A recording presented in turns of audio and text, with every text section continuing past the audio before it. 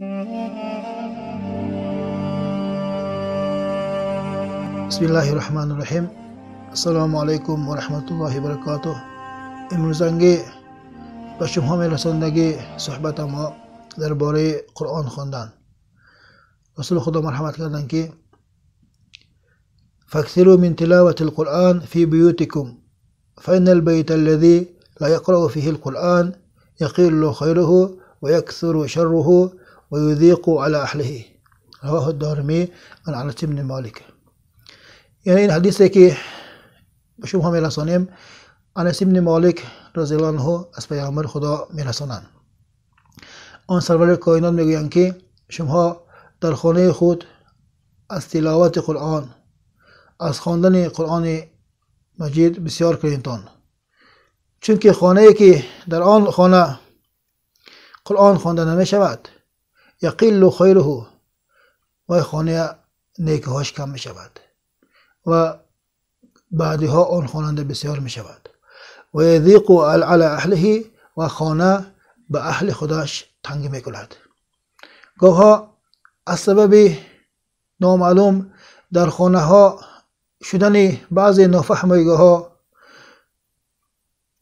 مصیبت های مابین عائلوی، نافهمیگی های مابین پدر و فرزند، مابین زن و شوهر، مابین فرزندان، نافهمیگی ها بعدها گفته شود اگری سبب پیدای هوای در همان درگاه قرآن نشده است.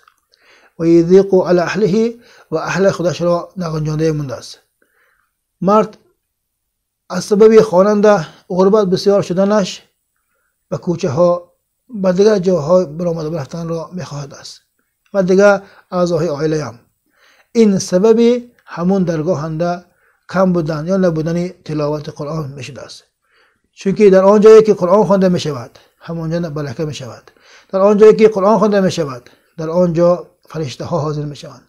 در آن جایی که قرآن خوانده می شود در آنجا از آنجا شیطان های ضرر رسان، جن های ضرر رسان از آنجا دور می شدند.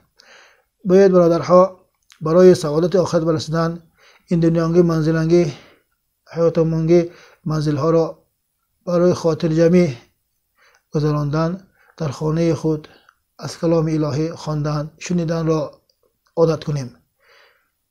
این چیز شاید که باعث سعادت دنیا و آخرت ما شود. السلام علیکم و رحمت الله.